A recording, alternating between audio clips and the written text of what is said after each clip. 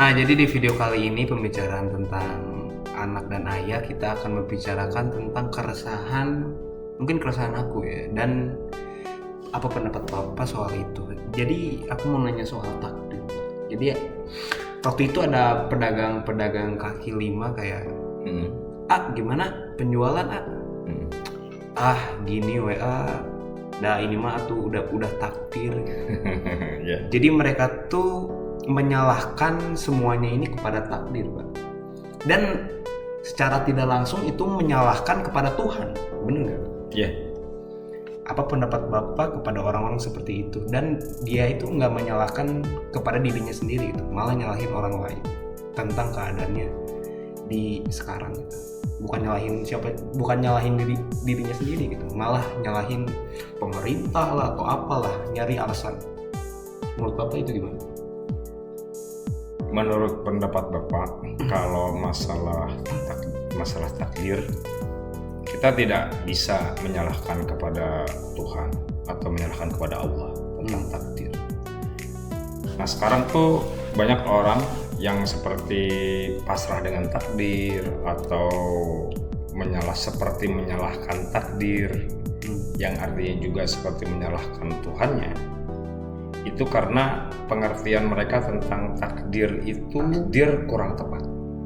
Oh, jadi didefinisikan terlebih dahulu. Takdir itu apa sih? Ya. Menurut sebagian orang, pengertian takdir itu adalah sesuatu kejadian atau sesuatu yang manusia dapatkan dan sudah ditentukan oleh Tuhan atau oleh Allah. Padahal menurut Bapak tidak seperti itu. Takdir itu bukan ditentukan oleh Tuhan. Takdir itu ditentukan oleh manusia itu sendiri. Oh, jadi definisi tentang orang-orang, kalau menurut Bapak takdir itu gak bisa diubah dan itu sudah ditentukan oleh Tuhan, itu menurut Bapak bukan? Okay. Sebagaimana ada di Al-Quran ya, karena kita orang Islam, jadi kita menganut ke Al-Quran, mereferensinya ke Al-Quran. Di Al-Quran itu ada ayat yang menyatakan bahwa jika satu bangsa mau merubah, ya dia harus merubahnya sendiri. Betul. Jika di Al-Quran ada lagi perkataan atau ayat yang menyatakan Allah itu bagaimana prasangka hamba-hambanya. Jadi takdir itu sudah ditentukan oleh Allah, itu bukan takdirnya. Bukan. Menurut Bapak tahu, Allah itu memberikan jalan kepada manusia. Misalnya ada 1000 jalan, ada 1000. Misalnya ada kayak gini, kayak pohon, kayak akar. Ini ada 5. Kata Allah tuh begini, jika kamu dalam perjalanan ini mengambil jalan ke kanan, hasilnya akan seperti ini. Jika kamu melangkah mengambil ke jalan yang ke kiri, hasilnya akan seperti ini. Jika kamu mengambil jalan yang lurus, hasilnya akan mendekat kepadaku. Misalnya begitu. Nah, manusia di persimpangan ini dia memilih dan memilih. Mau kemana dia? Ketika dia ke kanan, ya berarti jalan yang ke kanan yang dia ambil dan hasilnya seperti apa yang sudah ditentukan. Kalau dia ngambil ke kiri, ya jalannya sudah ditentukan juga ke kiri. Itu begitu. Jadi Tuhan itu menurut Bapak sudah menentukan jalan dari seseorang itu banyak. Tinggal kita memilih mau jalan yang mana yang kita ambil. Jadi takdir itu artinya kita yang menentukan, Tuhan yang memberikan jalannya. Ini jalannya ini, silakan kamu tentukan sendiri. Nah itu, jadilah takdir. Jadi pengertian menurut Bapak itu dari orang-orang berbeda. Tapi banyak banget yang orang-orang di luar sana yang menganut pikiran bahwa takdir itu ditentukan oleh Tuhan dan tidak bisa diubah oleh diri mereka sendiri. Jadi mereka nyalahinnya secara tidak langsung Tuhannya sendiri nyalahinnya. Kebanyakan begitu. Iya. Dan itu tragis banget sih Pak, kayak mereka secara nggak langsung nyalahin Tuhan mereka sendiri tanpa mereka sadari. Ya, padahal di Al-Quran itu sudah jelas yang tadi Bapak sebutkan ada 2 ayat itu.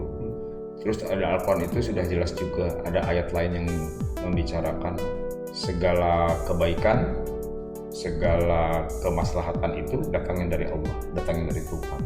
Segala ketidakbaikan datangnya dari manusia itu sendiri, bukan dari Tuhan. Itu begitu. Terus apa menurut Bapak tentang orang-orang yang menyalahkan pihak luar gitu, tentang situasi di diri mereka sendiri sekarang? Misalnya, sekarang ekonominya lagi inflasi 12%, ya ginilah jualan ya, harga barang ya aduh intinya susah deh, gak bisa saya gak bisa naik lagi, udah gini wae bisnis lu. Kalau kita lihat dari sisi psikologis ya, manusia itu harus berintrospeksi diri. Jadi sebelum menyalahkan keluar dirinya, dia harus introspeksi dirinya dulu. Saya sudah benar nggak? Saya sudah benar belum? Saya sudah tepat atau belum mengambil satu sikap itu? Kalau dari sisi agama namanya tafakur. Tafakur itu introspeksi diri. Sama tafakur itu introspeksi diri. Hanya kalau introspeksi diri dari sisi psikologis itu introspeksi diri menggunakan pikiran kita. Kalau yang dimaksud dengan tafakur di dalam agama itu introspeksi diri dengan Allahnya, dengan Tuhannya. Kalau kita sudah yakin dan benar-benar yakin bahwa kita sudah di jalan yang benar, di jalan yang lurus, baru kita lihat keluar. Itu benar. Dan juga ngapa-ngapain ketika lihat dua sisinya salah ya Pak. Ngapa-ngapain gitu. Maksudnya gimana? Misalnya nih, ada orang nyebut aku gendut, terus aku introspeksi diri, aku gendut, terus dia nggak ngelakuin apa gitu maksudnya. Maksudnya gini, nggak gitu, maksudnya gini. Ketika kamu disebut gendut sama orang, kamu melihat diri kamu, oh iya benar saya gendut. Terus mereka nggak ngelakuin apa-apa tentang hal tersebut. Karena pengertian yang mereka pahami menurut Bapak agak-agak keliru. Emang keliru itu ketolol. Iya, keliru kan. Nah, jadi yang benar itu kan ketika kita dihina orang atau disebut kekurangan kita sama orang, kita lihat ke diri kita. Oh iya kita gendut. Ya. Nah, perkataan itu menjadikan sebuah motivasi yang positif supaya kita tidak dikatakan seperti itu. Loh mereka bagaimana caranya? Oh saya harus olahraga. Oh saya harus makannya dikurangi. Oh saya harus lebih banyak jogging misalnya, atau makan makanan yang bergizi tinggi atau yang berprotein. Kan banyak cara. Banyak cara. Mungkin kalau yang punya uang dibarengi dengan nge-gym supaya cepat perubahannya. Kalau yang tidak punya uang mungkin cuma jogging, olahraga siang-siang. Itu jangan jadikan penghinaan orang lain itu menjadi motivasi negatif kepada kita. Tapi harus dijadikan motivasi positif agar kitanya jadi positif. Kan dalam hidup ini yang Bapak pahami, seseorang itu akan melakukan sesuatu atau akan merubah sesuatu atau dirinya akan berubah tergantung bagaimana dia bersikap. Misal gini, kamu marah sama Bapak, marah gitu sama Bapak. Ketika kamu marah, tergantung sikap Bapak. Apakah sikap Bapak mau balik marah? Apakah sikap Bapak mau tetap tenang dan berusaha menyadarkan kamu supaya tidak marah, atau Bapak memenuhi keinginan kamu tentang kemarahannya itu? Kan itu saja yang diambil, sikap-sikap itu.